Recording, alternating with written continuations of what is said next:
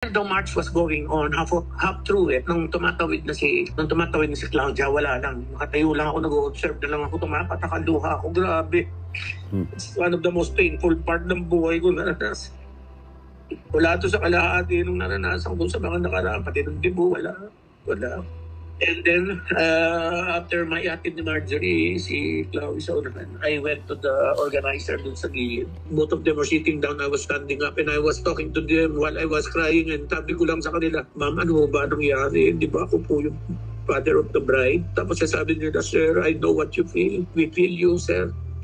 Niraise ko po yung issue na yan during our meeting. Sabi po sa akin, just follow the program that I gave you. So wala po kaming magawa. Niraise daw nila, paano yung father of the bride? Napakausap nila ako, umiiyak. Sabi niya, "Sir, I raised that issue regarding the father of the bride, pero they told me na just follow the program that I gave you. So wala po akong magawa, sir. I feel you, I'm sorry." Sabi ko sa akin din, sa maloob niya, kasi wala akong mapag-vent out wala akong mapagsabihin. Tapos umupo na ako. Pero lahat ng ito, habang nangyari ito, nakikita ni Jean yung umiiyak ako.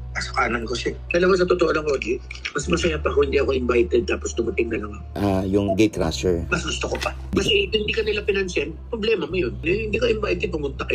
Hindi ka pinansin, wala akong magagawa. Pwede, iwanan mo lang yung gift mo sa organizer, pabigay mo, kung makarating, thank you. Kung hindi, di wala. Wala kang i-expect. So I rather hindi na-invite. Sobra kayong na-hurt nung umiyak ang nanay mo? Sobra. Ayaw pa nga ng nanay ko umiyak pero nakita ko nakatingin sa akin.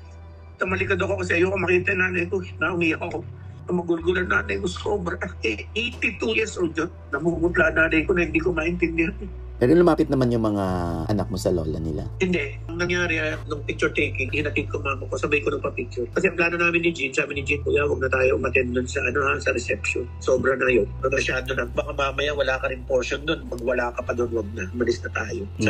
Tapos sabi nung coordinator, sabi ko, "Ito yung gift ko, pakiabot na lang po." Nung alam niya aalis na ako dun sa wedding, lumapit yung coordinator, hinawakan ako sa kamay, umupo sa tabi ko, ginrip niya yung kamay ko, sabi niya, "Sir, can you stay for a while?" Kasi ang request po ni Chloe ay gusto raw niya may picture ka with them sa altar. So sabi ko kay Jinjin, pagbigyan na natin, kawawa naman yung bata, walang magawa. Alam mo, ayaw ni Chloe yun. Naging arrangement na yun. Ayaw niya yun. Ayaw niya yun. Siguro kaya ako pakilamdam ko lang, kaya sinabi niya na hindi natuloy yung kasal. Siguro ayaw niya na akong pumunti. So ngayon, ano na ang desisyon ni Dennis? Ayoko na. Surrender na. I'm finished. What do you mean finished? Tatay na lang nila ako, pero bringing back the relationship, wala na siguro. Maybe we can just play around with the memories, pero that's it. Finished. When you say finished, pati yung mga post mo about them? Yes, tatanggalin ko na lahat. Ang hirap lang kasi hindi isa-isa ko Ang dami Ngayon ko lang na-realize, Ogie. Ngayon ko lang na-realize. Not one of my children even posted my picture in their Instagram. Not once. Ni wala akong picture sa kahit sa ang social media nila. Ni walang mention ng pangalan ko, ng nanay ko, ng tatay ko, na artista din sa kanilang mga social media posts. As in, zero. Why, Ogie? Number 2, Ogie, di ko alam kung paano ko pasalamatan sa lahat mula nung simula. Mula pa lang nung bago magdibo, maraming salamat. Isa na dahilan bakit ako na-imbita ron dahil sa'yo. Alam ko yun, alam mo yun. Alam mo din na nangyari after the dibo, di ba? Wala rin connection, di ba?